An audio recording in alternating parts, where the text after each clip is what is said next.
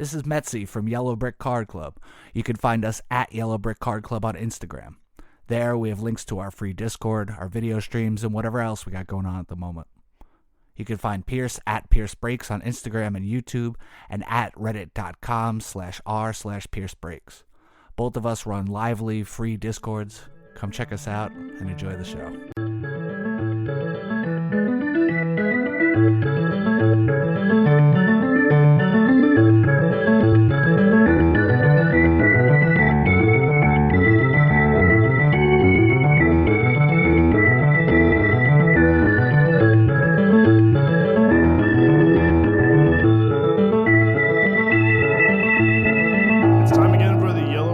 Show, and we're here with the original crew. I'm John, aka Waxmoronic, and I'm here with Kingdome, aka Joe. How's it going, man? Yes, sir. It's going great. It feels like it's been a minute since we've all three been on the pod together, so yeah, excited to be here, as cliche as that might sound. Yes, and the third of the trio, Pierce. How's it going, Pierce? Hello. It's going well. Just echoing what Kingdome was saying. It's been a long time since it's been the three of us, so it should be fun. It has, and great to come back together to compare notes. But I like to talk about what you've been doing over there, Pierce. I saw a couple breaks. We've been ripping like crazy. I mean, just all kinds of stuff. Kingdome's been out, or we would have been ripping even more, which would be really nuts because we ripped a lot of boxes. But you got some really cool heritage stuff, didn't you? Yeah, it's pretty much been all heritage, I feel like, because we had 24 high number came out, and then right after that 25 heritage came out. And as we've discussed before, you guys aren't the biggest heritage fans, and I am a big heritage fan, so I was more than happy to take one for the team. And so far it didn't disappoint. We talked about heritage high number previously, the lower print run, so we're just seeing a ton of chrome cards come out. We get the mini cards and stuff, so that's always fun. And then 2025 heritage, I was getting a little nervous because I was seeing cases where it was like one or two autos in the case. Mm-hmm. And so far, our first case did not disappoint at all. We got 2 red ink autos. One was Nick York of the White Sox, who I think is actually a decent pitching prospect. Mm-hmm. So that's always good. And then last night, we pulled Luis Angel Acuna for the Mets. Beautiful card. That one was amazing. Yeah. Eye-popper for sure. Oh, yeah. Even our resident AI came out of his digital shell to comment on it. Yes. Yeah, pretty incredible. How are you feeling about heritage this year? If we want to get into it, I'll try to keep it quick, but I've said it a bunch on stream and in chat and everywhere. I really, really like the 1976 design. I think the base cards look really cool, like the little cartoon guy. It's just fun.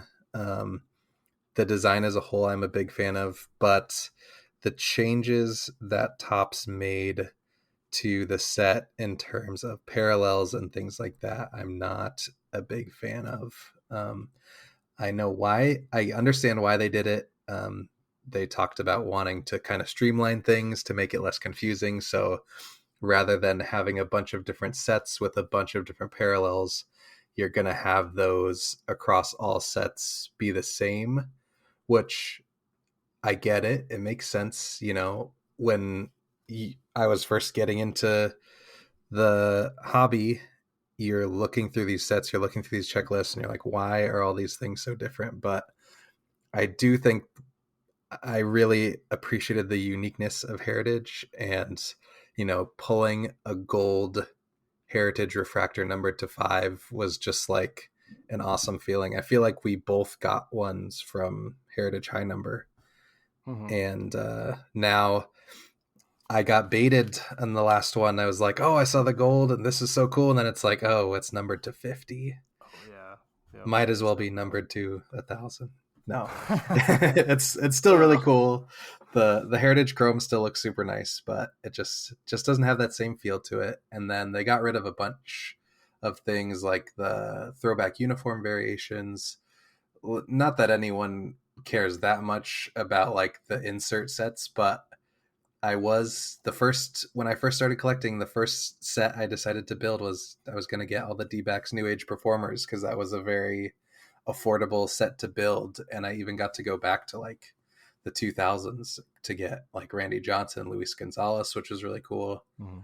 And now the set has ended with 2024 Heritage, so we'll see if they bring it back eventually, but for now it's dead. So and I didn't even talk about the paper parallels. Oh my gosh. I'll keep it brief, but No, I don't it's like fine. the paper parallels. We'll say that. I can live with the chrome parallels. I get it for continuity, but the paper parallels just feels out of place in Heritage for me. It's the whole point is to be the throwback to the old sets, and just having all this color just feels wrong. I get what you're saying. Like, it's for me, I almost feel the same and the opposite. Like, usually I'm not a big Heritage fan, just because I talked a little bit about it on stream, but most of my Heritage rips were retail, and retail is just super hard to get excited about. There's not a lot going For on. sure. So it wasn't super great, and this is really the first year I'd ripped any hobby products, and I was a little more excited to see some more color, some more variation, some stuff like that. But it really does just like pad out the checklist. Like, there's like 4 different unnumbered parallels in all of the different sets, and it's pretty much just to like print more cards. So it doesn't serve. They're not very exciting, especially the Aqua ones. I've never been a big Aqua fan, but yeah, I would have rather kept the inserts. Like, just give us some different cards instead of some different colors. But yeah, it's really showing how they're trying to steer everybody, kind of, like they're steering everybody towards, look at all these parallels you're getting, or they're going to steer you towards like, all of these parallels are now the same number, so we want you to recognize things the same way in every set, because we want you to focus on that, right? And kind of in a weird way, you were doing the same thing, only it was flipped, because you were trying to, you thought it would be a gold to 5, but it was to 50, and you kind of, the opposite thing happened to you, right? Where you recognized the wrong one and were a little disappointed. But yeah, it just kind of shows you where the focus is, what they want people to pay attention to, and it's a little weird. Like, Heritage isn't supposed to be like that, but I get they're trying to bring all of the products to new markets and new people, and open it up more, broaden it out more, just to make more money, which makes sense. But yeah, I think to collectors, it's more difficult to swallow, because we notice those changes a lot more, and then other people are just enticed by the new stuff, so Yeah. It's tough to deal with. I do agree. I liked the cards more this year, the design and everything. I've never been a fan of, well, as a breaker, I've never been a fan of looking through a whole bunch of cards for minute differences between them to see which ones might be a little more rare. But for, if I'm just going to buy one hobby box, I wouldn't mind putting in some extra time to look through those and spend some more time with the cards and looking at them. So, and they're great for that. So I'm glad it still has that feel. But yeah, confusing parallels still. It's kind of funny. They tried to make it simpler, but it was like, maybe I got thrown off by the silvers, because those used to be numbered and now they're not. And then, they don't even have silver refractors anymore in 25. They have just the base chrome, which were numbered to 999, and then the refractors were numbered to 500, whatever the year was. So 2024 was 575. Before that, it was 574, etc. And silver was 200, and now there's no more silver. And chrome and refractors are both unnumbered. I must have been thinking of high number too, because I know I ripped some of that too. But yeah, so they have the hollow inserts, which is new also. Right. Oh, those are kind of neat. Yeah, they're shiny in a subtle way. I'd Yeah. like those. I thought those were cool, but that was just more differentiations to Mhm. kind of to find. So yeah, I get what you're saying. What do you think is up with the bicentennial parallel? Like, why did they put? If you don't know, I think that's the one. I think I'm right. It's numbered to 200, right? Yeah. For bicentennial, but it also has a huge embossed 1776 to 1976 on it for some reason. In case you didn't know or weren't aware that that's what the bicentennial was, I guess I don't know. But I don't know why they put that much stamping on the card. Like, what is the deal? Is that for the I penny? I feel like it's a take on the penny that was in the literal like mm, denomination penny from 1976. Maybe. yeah, Yeah, I can see that. that's a great call, because it's definitely like patriotic. Like there's a few inserts that shout out the bicentennial, and there's there's a relic auto card. I don't know if there's a George Brett one that I saw floating around that has like an American flag Oh, yeah, that one's sweet. motif. Yeah, it's super cool. But that's definitely, bicentennial is definitely a big focus of the set. So it, some people might appreciate that more than others, but as a parallel, it is just a little wonky. It's like, card is numbered to 200, and it also has the bicentennial years stamped on it, and that's it. Yeah, I don't know if I can think of any other cards that have other information stamped on the front with the serial number. Right. So that maybe that was like kind of like threw me off, but that was weird.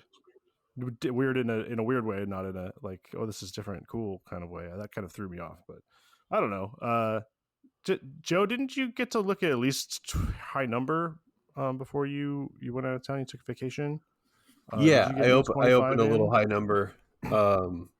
I actually do like Heritage quite a bit, but kind of agreeing with both of you, not to play both sides, but when you have the time, I feel like you get more value out of your personal or break rip because you like go exploring sort of. I actually like, of all Heritage in the last 5 years, I preferred the 24 design for both Heritage and high number, of course. I loved that color on all the cards. So yeah, I thought it was fun. It can maybe get cumbersome looking for the weird ones, and some of them I could leave at the door. The super subtle ones that don't make a difference, I don't care for as much. But I enjoyed it actually, yeah. And I'm not a set collector in the sense that I would collect all 720 cards or whatever there is across both releases.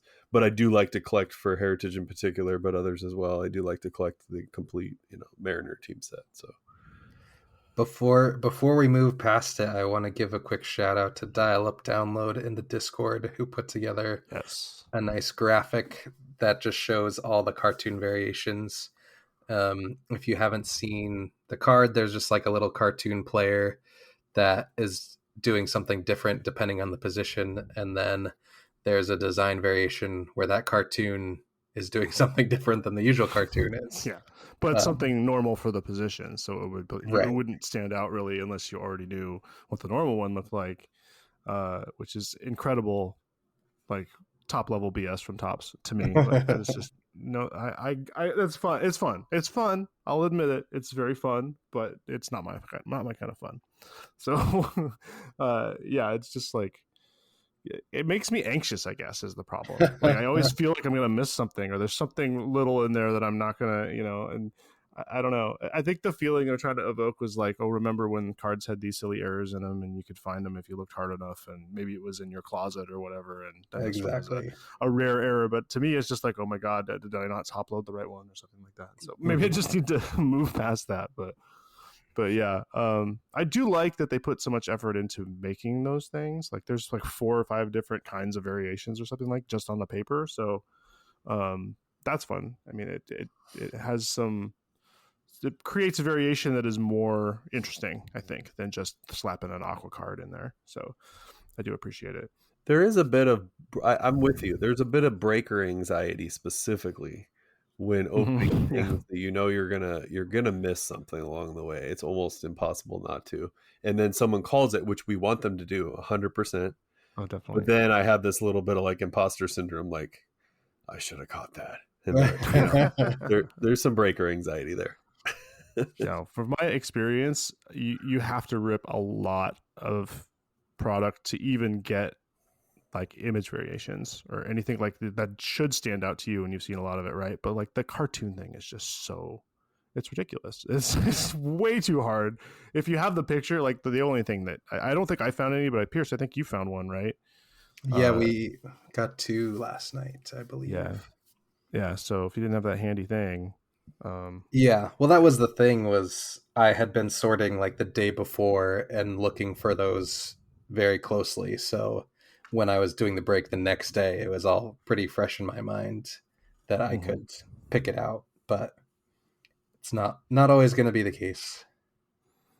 Yeah. And even with flagship, you rip some of it and at the first you might miss a couple, but like it becomes apparent like what's different, what's not. But like Exactly. this is like exponentially more difficult. So but yeah, so that's my problem. I don't ever want to ask the company to change anything to make my job easier, because that's not, I don't think that's who they should be making the cards for. They should be making the cards for the people who end up with the cards, right? So Yep. like if that's what's fun and that's what people want, cool, I'll open them up and grit my teeth while I examine every inch. Also the serial numbers on these cards, or the codes, the product codes, where you could tell which ones were variations or not, was so small. Mhm. Like I'm getting older and my vision is getting bad, and some of the cards I need a little bit more help or light or something to see the code, but this was like infinitesimal.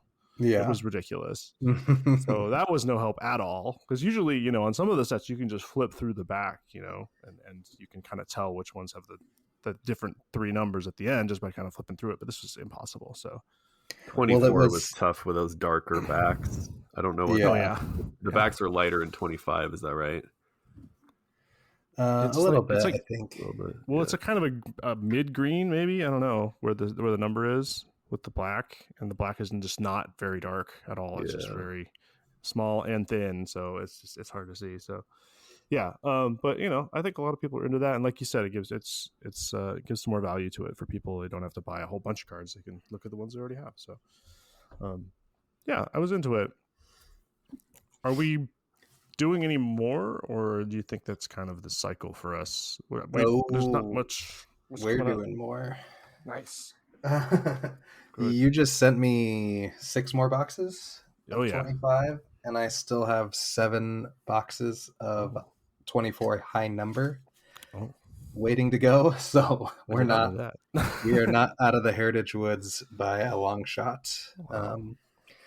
And then speaking of Heritage, another fun one that I'm excited about is 2022 Bowman Heritage coming up. I haven't opened any of it before. I have a few Lawler parallels and I think a base auto, and they're just cool looking cards. I've seen a bunch of boxes opened semi recently, and there's just like a lot of good cards in there.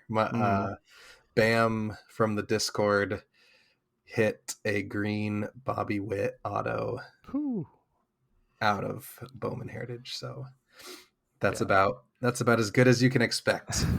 For sure, yeah. Boxes. And the design is super cool. It's very subtle. They use the foil really well, and the design is retro, but the foil kind of makes it seem a little newer and higher tech, because it's kind of what we're used to instead of what they were using a long time ago, or if there even was foil on the card. I think they look great. The colors look great. There's a pretty decent checklist. Like the ratio between like crappy autos to how many you're getting is pretty good. There's like 4, isn't there? There's plenty of stuff in there to pull, so you got lots of opportunities, which is nice. The photos are great. There's some cool J-Rod cards in there, which is part of the reason why I like to pick it up. And it's less expensive than other Bowman products, but better than Bowman Platinum. So I felt like it was a good like medium for, a decently priced rip. So yeah, I'm excited to see that one. I think I kept one, so I can rip one over here in some kind of mixer, so I can do it myself. I really wanted to, but yeah, I'm excited for that one. But yeah, just as far as what's coming up, I'm having a hard time thinking about it because I've spent, I don't know, the last 10 days just ripping everything Well, available.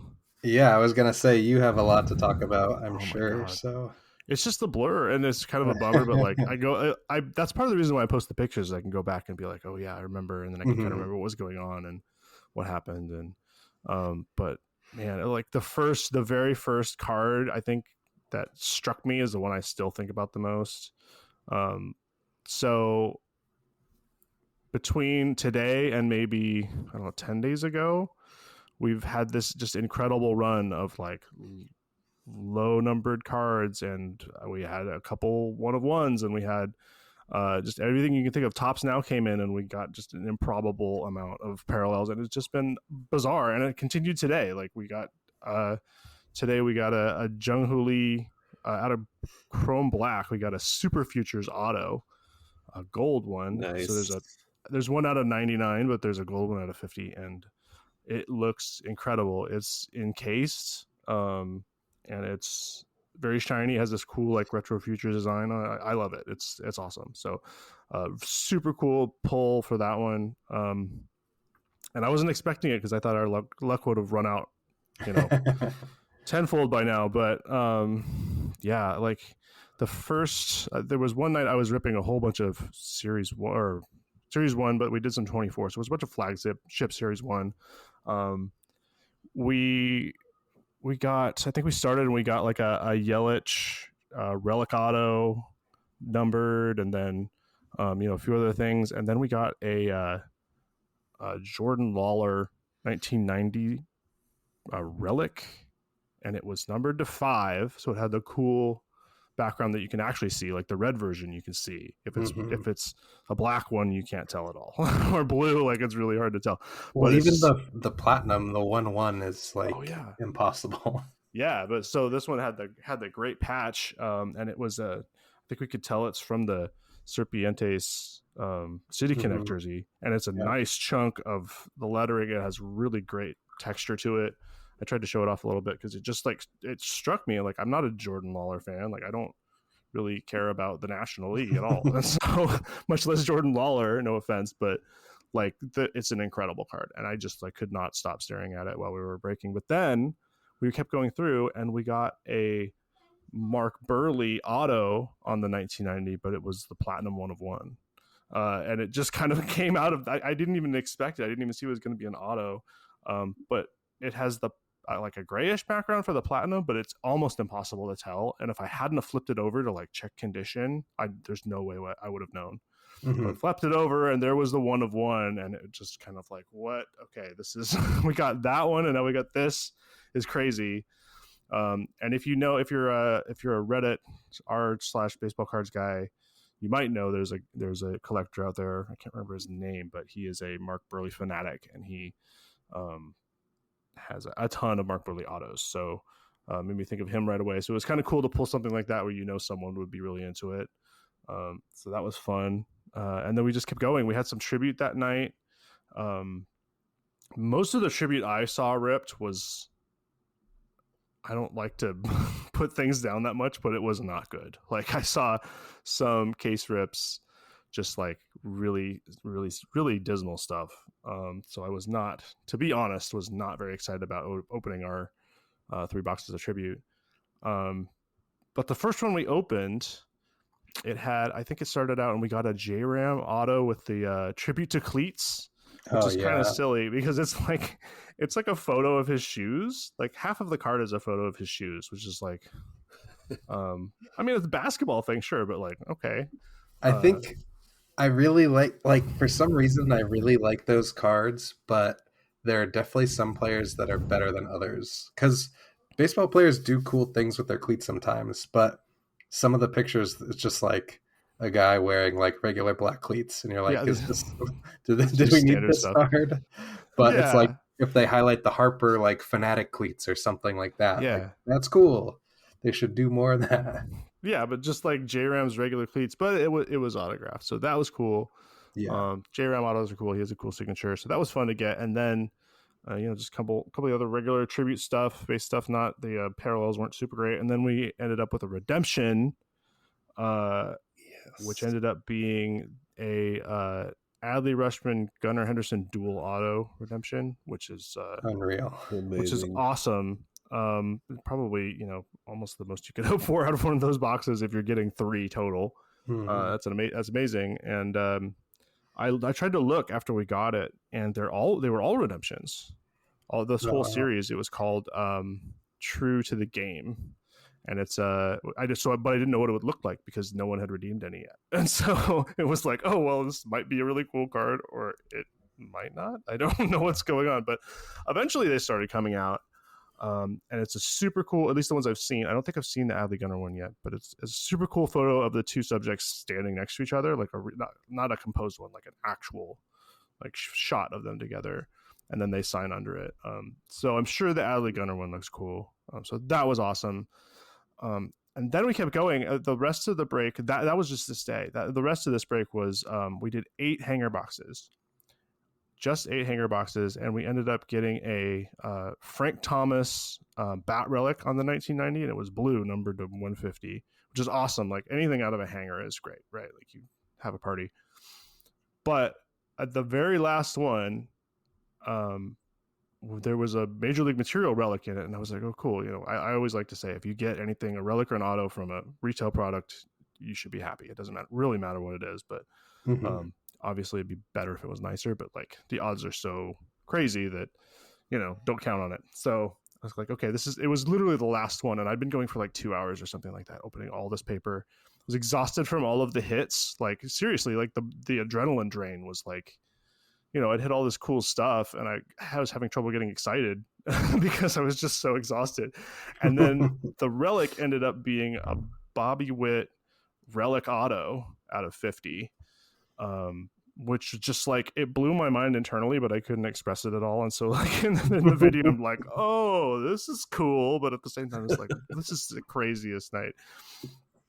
And before that, we had pulled 2 out of 10 Topps Now parallels and a 50 out of like 5 different envelopes. So like 3 of the 5 had parallels, 2 of them had 10 or had /10s, and one of them had a print run of over 30,000, and we got it /10. And so all of that stuff just kind of like, it was surreal. Like I'd never had a night like that before, anywhere close. And then, so I kept going. My wife was out of town, so I kept going pretty much all week. I didn't have anything else to do. And the next night we were doing some Japan stuff, MPB stuff. We did some of the really cool chrome stuff. We ended up with a really cool Bushido parallel, but it was out of 5. So if you haven't seen the Bushidos, it's like a big rising sun logo in the middle, and there's some stylized kind of like cherry, and it's like kind of like a cartoon manga style pseudo photo, and it looks really cool. It's an awesome card. But this was out of 5, so it had a red border and some extra red accent, and then it was a Hiroshima Carp card, so it was a color match too, and it was just an incredible. I didn't even know who the guy was on it, but it was just an incredible card. And then we got a Murakami numbered card, and we did some Stadium Club, and we got a Roki Sasaki parallel, unique parallel for the MPV Stadium Club. It's just an insane, crazy lizard pattern or something. And then we opened some 206, and we got a Kazuma Okamoto 1/1 foil fractor, which I had never seen in person before, but it's that one with the like hexagon pattern. Just amazing card. It was an action variation too, so it kind of had that old tobacco card feel with the foil fractor on top, and it was beautiful. And so 2 1/1s in a row, 2 breaks in a row with 1/1s, which was insane. Great cards. Okamoto, I didn't know at the time, but I know now he's a very good player. He's been a very good player for a long time. He's hit over 200 home runs. He plays for the Giants, and they have a pretty serious no posting policy. So, he's not gonna come over anytime soon. But I think his contract is up in a couple years, so there's a pretty good chance he's gonna be an MLB player very soon. So that's a cool hit, and it will be cool to see what happens with him. But man, we just kept going. We got more Tops Now parallels. We started getting some Corbin Carroll stuff. Like we got a couple days later, we got another box distribute with a Corbin patch auto, 3-color patch auto to 25, which was ridiculous. And then a couple days later, we opened some Road to Opening Day autograph collectors packs, and ended up with a Corbin Carroll out of 5 on the red foil on the Tops Now Opening Day style. Don't remind me. With the auto. Yeah, we just kept hitting Diamondback stuff, and I felt like I had to tell you because it's my responsibility to show you those cool cards, Pierce. I'm sorry I had to bring you into it. Well, the worst part was that you pulled it out of the wrong break. I've been trying to get into a break for so long, and I finally got into one, and then you hit all the Diamondbacks in the other break. So sorry about that. We also got the Gino Suarez too, the gold. I know, which is rad, super cool landscape. If you haven't seen his opening day card, it's really cool. So yeah, that was amazing. We got a Ben Rice out of 5 auto, which was ridiculous. It's like a $400 card. So like all of these, we opened we got like thousands of dollars worth of cards in like 10 days. We got more parallels. We got all these 1/1s, crazy autos. And it happened again today. Like that Chrome Black rip was today. So who knows what else is going to happen? You've been getting red ink autos. Like we just had this crazy streak of luck. And tomorrow I'm going to be opening like 20 Tops Now envelopes. So there's got to be something in there. Yeah, I'm excited. An insane run, man. You guys have been absolutely killing it these last few weeks. Not so just crazy by virtue of the hits you've been getting, both of you. That run you just described, Wax, is just unthinkable, but also just like your volume has been amazing and variety too. Man. Like you just took us on a tour through 8 different sets or whatever the number was.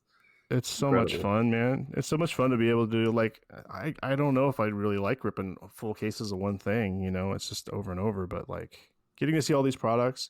Part of it was we did 2 pre-order themed rips. So it had to be new products. So there was Heritage, Chrome Black, and Tribute in all of those. So I got to open those, and especially the little pricier products. I don't normally get to rip those because they're harder to kind of split up in a fair way that doesn't skunk anybody. So I was stoked to open those, and I was extra stoked to get some great cards out of some kind of dismal looking boxes. Sometimes I think we had one box I would say was not great, and another one that was decent, and then the 2 the one with the Carol and the one with the Redemption. So we got really lucky. But yeah, it's been amazing, but a ton of work too. I think I sent you 4 boxes of break cards and each one was over 10 pounds. So I should have gotten a photo of me unpacking all that. It was a sight to behold. Yeah. I won't say it was a mistake, but I probably won't be doing that for a while. So you deserve to rest after that one. Yeah, my brain is just it's totally scrambled. So we got some more stuff coming up. We got some stuff ready to go. I'm trying to figure out when I can do it. I'm still packing up. I'm almost done actually with the most recent stuff. Trying to clear space for all of the Tops Now stuff that's going to come in. Yeah. Just the garbage alone is going to be fill most of my desk. But yeah, I'm stoked, man. This is why I want to do it. It's all about opening those cool cards and getting to see them and show them on camera and seeing people get excited and it's been a blast. So I know it's not usually like this, so I'm trying to savor it as long as possible. But man, we keep getting cool stuff. So hopefully we'll keep it up, and you guys can get a turn. We got Bowman coming out pretty soon, don't we? Isn't that in a couple weeks? Yes, sir. Next week. Yeah. The week that this comes out. Bowman is finally here, and you guys are going to be super excited, and I'm going to watch and try to follow along. Tell me about it. What's hot in Bowman this year? Well, I think me and Pierce probably both have some notes, but we'll tease it quite a bit, or we'll tease it today, and then I think we're going to have a Bowman centric pod in the not too distant future as well, and really dive in. But as far as the Bowman 3 flagship releases, I think this is probably my favorite one. It's the first one of the year, so we get to see all the new design, new inserts, etc. But the checklist is pretty good. John, not for our Mariners. Our checklist is pretty lousy, but there are some fun things to chase. Unfortunately, those top end guys, unless you get them in a break or a personal open, buying singles of some of these high end guys are just going to be nuts for a long time. But you've got I mean, I would say probably a solid 10 teams that have a really good checklist: Brewers, Dodgers, Cardinals, Rangers, Rays, Rockies, Tigers, and you could probably go deeper than that. What is that? That's 7 there. But just I think it's a strong checklist. Obviously, in the prospect world, that can change. It could get better. It could get worse as time goes along. But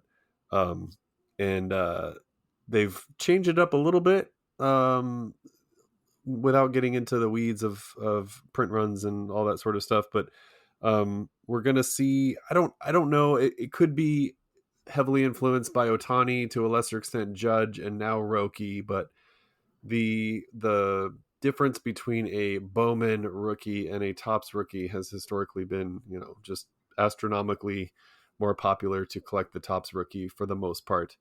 But then you get the Ohtanis of the world, Judges in a different world, but that come over and their first card in America is Bowman. It's happened with Ohtani, and now it's happening with Roki. So that's going to kind of be interesting to watch. I hope it doesn't interfere. The Bowman nerd in me hopes it doesn't interfere with my ability to attain this stuff, because people are going to be chasing a non-Bowman first. But depending on how many you look at it, the first stamp is not going to be on Roki's card. However, it is his first card. So the Dodgers can't be overlooked for that alone. And they've also got prospects, because they seem to always come with prospects. Zaire Hope is right up there among the chases. So the recent, I think, 2 days ago, I think it came out of the last day at the Topps conference, but we talked about it a little bit on the Discord. But the Red Rookie Redemption, which I'm a fan of cards having utility. And for those who don't know, basically rookies with the red designator, it will be a limited print run, can now be exchanged for Fanatic/Topps points, essentially, for a product. So I think the low end is 100 and it goes up to 1,000 if the person makes the Hall of Fame, if you want to wait 20 years, 25 years or whatever it is. So that'll be another kind of like the Roki thing. I don't know what that does to the Bowman heads, but it will add some intrigue in the form of sort of like the buyback with the MVPs. But here you're kind of guessing, are they going to make Rookie of the Year? Okay, now I have a few $100s at Fanatics. Are they going to win the MVP once, twice, 3 times? That volume or the price goes up. And then Hall of Fame, which I'm someone who keeps cards for a long time. I have a PC that I don't care to sell because I just like them. But man, holding on to a prospect now, or a rookie now, thinking they might make the Hall of Fame would be kind of crazy. But for $1,000 too, right? Like, how much is $1,000 going to be worth in 20 years? Right? Is it going to be worth it? Right. Watching to see Rookie of the Year and maybe even an MVP, that could be fun. That could be fun. But yeah, the Hall of Fame is a long game. I'm not sure I want to play. So I'm happy to see the prices now. Bowman prices, if you can accept that they're already sort of crazy. Jumbos are $550, hobbies are $275, $300. Blasters should still be $30, but they're going to go up. Everything's going to go up. But they did limit the cards a little bit. So jumbo packs are 4 fewer cards than previous releases, and hobby packs are 2 fewer cards than previous Bowman releases. So the overall print run may remain the same, but they're going to be able to squeak more boxes out of there because there's a few less cards in each. So it'll be interesting. But we've talked about parallels before, and we don't need to go into all of that, but I believe there are a couple of additional parallels over the ones that they've been adding for years now. So I think there's 36 or 40 prospect parallels available. Rookies, much more limited. You could go full rainbow on a rookie auto, and I think there's 9. So there's a little something for everyone. I think it's going to be super fun. Even for the Mariners, they have basically one guy with a first in there, Jared Sundstrom. and he should be able to be fun to follow and pick up cards on and even get break spots, because it's not gonna kill the pocketbook too much. So we can dive into guides and stuff. I'd love to do that, but we might save it for the Bowman pod, and I think Pierce probably has some thoughts on this release too. So I actually don't have many thoughts. I'm not. I collect Bowman cards for D-backs, and that's about it. I haven't dove fully in. I have more than dipped a toe. I'll say I've got both legs in, but I'm not fully submerged in the Bowman waters yet. But yeah, my biggest thing, like you said, all these guys that have firsts coming out, it's just going to be, especially for guys that aren't even going to be in the majors for a year, 2, 3 minimum, and you're paying, hundreds of dollars for their Bowman first, is just a little much for me personally. But when those cards come down, I think I've scooped up most of the main prospects in the D-back system that came out last year between Chrome and Draft. I got some purple parallels and some refractors and stuff like that, all for under 40-ish each. I think I went a little heavier on, well, actually I didn't even end up getting much for Gino Groover, and that's my main guy, but his cards have stayed pretty pricey, even though he's only in AA right now. So I just need them to make more Gino cards. That's the biggest issue. is he on the checklist, just not as a first, of course, but as a prospect? Have you? I need to look. No, he hasn't been getting a lot of love from Topps. Yeah.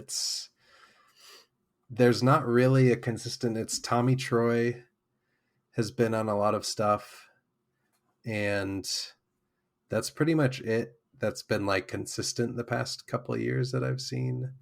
There's always the new people coming out. I think Slade Caldwell, who's their number 1 pick last year, was not in Draft, so his first will be in this set. Yes. And noted.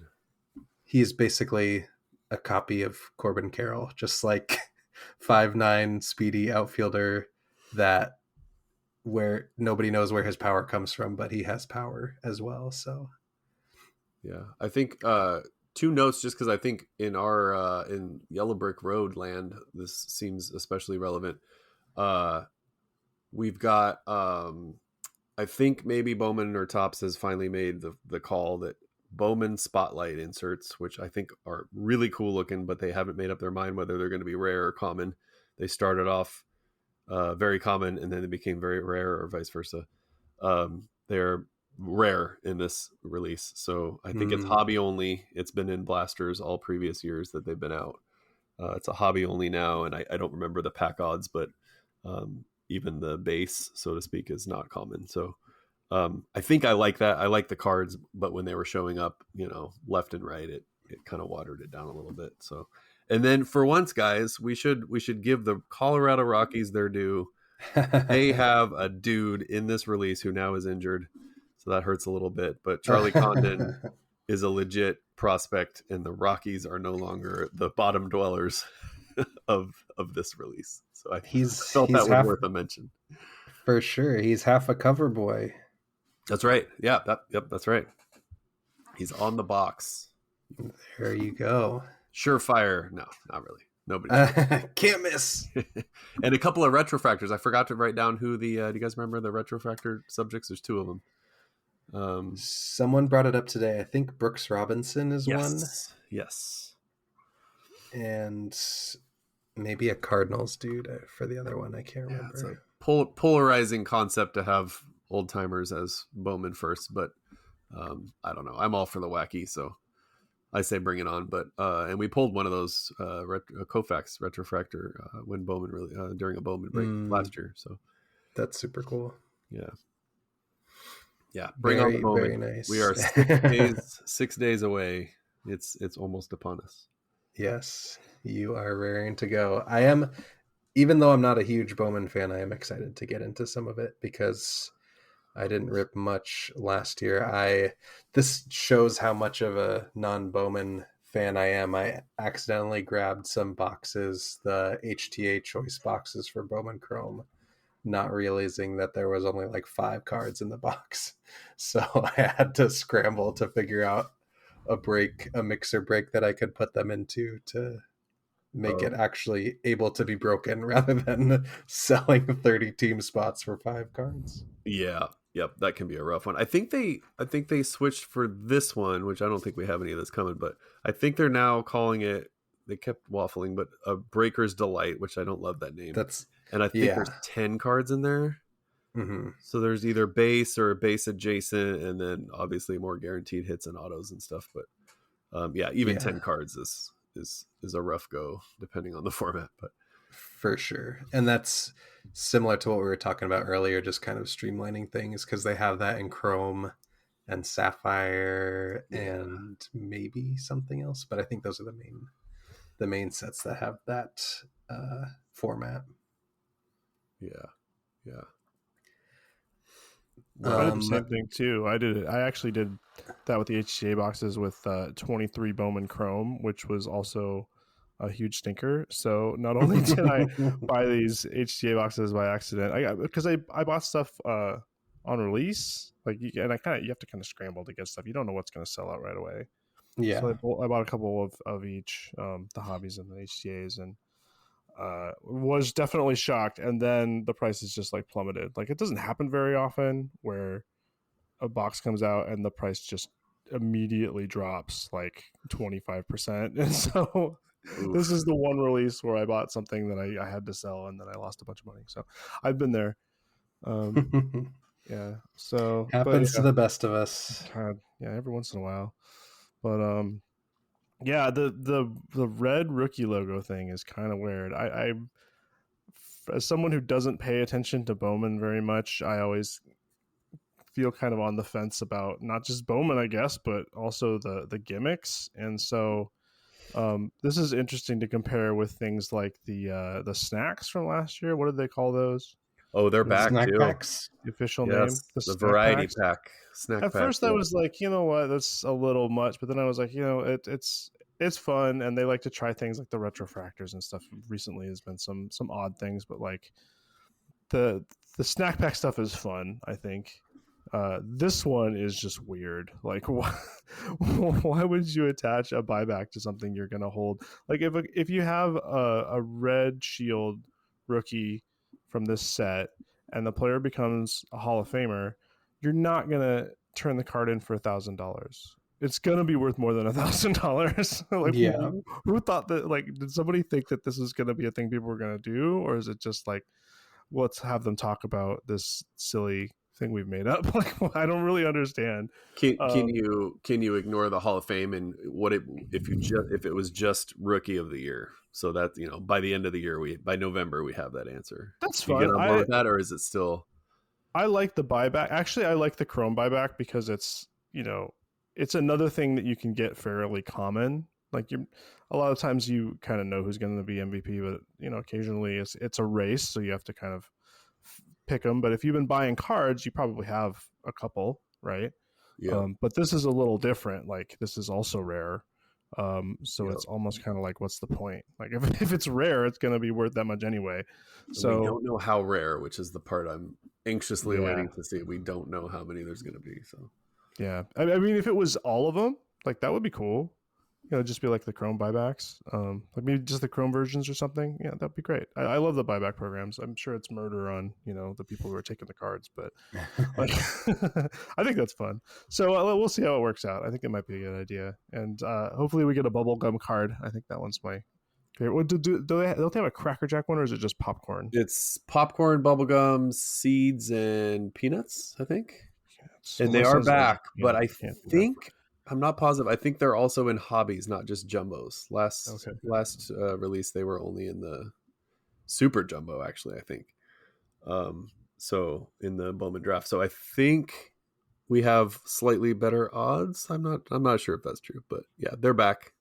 And I believe you get one of each if you're lucky enough to pull that variety or snack pack. So nice. Well, it's the cool easy answer is here. We need to pull a snack pack, and we need to pull a red rookie, and we need to see this for ourselves. So yeah, we can decide for ourselves. Get on that. Let's get on that. It's great though. This is really the first opportunity. I don't know about you, you two, but our first opportunity where we've really been able to buy Bowman in any real quantity, like jumbos, because usually it's too expensive and it's not worth it. But we have enough people around who are excited about Bowman to be able to get a few boxes. So, you never know what we're going to get. We'll get a few more chances to get something really cool. So that's awesome. It's great that we have so many people who are excited about it and so many people who are willing to, put their money on the line to let us open cool cards. So that'll be exciting. I'm excited to watch. Absolutely. You deserve to watch from the sidelines if you so choose after your last few weeks. So I'm going to take a little break. I looked. I have some 2023 Stadium Club to rip. I picked up a bunch of random stuff to fill breaks that I thought would be fun, and that was one of them. So that one's coming up. But I think other than that, I don't have a lot else coming up. So my personal collection is in shambles. So I need to have a lot of stuff in boxes that needs to get sorted, and some stuff in my office that needs to get put together too. So I'm going to take some time to do that. That'll be good, and watch some breaks from you guys. Oh, I got some more MPB stuff to break too. That'll be fun. Those boxes are loaded. All of those boxes are loaded. So that's a super cool one, and cheap. So that'll be great. So we got a lot of stuff to look forward to. Pierce, you got Heritage. You got some other stuff going on too? Nope. Nothing. All right. No, I got all the Heritage we talked about, and we talked about the Bowman coming up. I'll be doing a little bit of that too. So those are the big things. To pivot from baseball real quick, May the 4th is on Sunday, and the Star Wars Mayo boxes are coming out, and they are super cool looking. They've got some Japanese inspired art and sketch cards and all that fun stuff. So I am probably going to try to pick up a case and see what happens. Nice. I'm a big fan of. I watched a lot of Star Wars when I was a kid, and I love the alternate posters because there's a lot of. You've seen every original Star Wars poster like hundreds of times, right? So every time a new one comes up that looks different, it's like, oh, this is a cool one. So there's a couple cards in there they're really awesome. So I'm excited to see some of those. For sure. Yeah. So we got the Bowman, and we got Bowman Heritage, and does anybody know what's coming out next? I don't even know if there's anything on the Topps webpage of stuff they're teasing next. I got a Topps Insider message on Instagram today about Topps Sterling, and at first I was like, I don't know what this set is, and I realized it's just like all super low numbered relics and relic autos and stuff like that. So not as fun as Bowman Sterling, but that is coming up.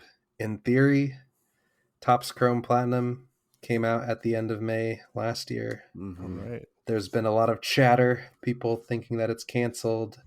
Seems like there's more information coming out that it's not canceled. We haven't seen anything official yet, but I know a lot of people are waiting for that one very patiently. We'll hit that one real hard. I seem to recall people talking about it more recently, but also seeing an interview previously where someone said that Platinum Anniversary is not canceled, but they didn't have any other information. So I'm leaning towards that this is the second time I've heard that it's not canceled, maybe as a rumor from the recent conferences they've been having. Yes. So so that is a good sign, I think, and we'll keep our eyes open for that down the road. And I always get confused because didn't 22 come out like super late, like late 23 or something like that? So I'm always confused about like what the actual release date should be. So was it 21 came out in 23 or something crazy, or was it 22 came out in? Yeah, it was a long time. Yeah, it was super late for some reason. So we'll hope. I'm pretty sure it'll come. I mean, it's too awesome to not have. I'd like to think that they do pretty well with those. So, and yeah, I'm coming around. I used to not be a super big fan, but now that we've done some battles and had some fun with it, I'm excited to get some 24 with all those 24 rookies. So, yeah, something to look forward to. So. Series 2, time flies. Series 2 is not that far off either. That's June, right? June, yeah. So and, May just started somehow. So we'll keep rolling into it, and it sounds great. So, but I'm really excited to watch you guys open some Bowman. So, yeah, let's get to it. Excellent. All right, guys. Sounds Thanks like a a lot. plan. It's Thank great to you. get together with you guys. I love talking with you, the original crew. Not that the other guys aren't cool and awesome, but this is a nice, like, some kind of strange pseudo nostalgia that I can't really. It hasn't been that long. Like, we've only been doing this for a few months, but yeah, it's great to talk to you guys. So, Well, thanks and again. if I'm not mistaken, this may be our first full podcast, and it's been several months now, but it might be our first full podcast since Pierce is officially one of us. So, Right, it's true. I think the last time we recorded just the three of us, I want to say was right just pre-announcement, I think. But so not only are we potting together, but we are in YBRB land together, and it's awesome. Yeah, going full steam too. Oh yeah. Yeah, it's been great. I hope it's been great for you too, Pierce. Looks like you've had some fun too. So yeah, it's great to have you. So it's great to be here. Awesome. All right. Well, thanks again, everybody, for listening.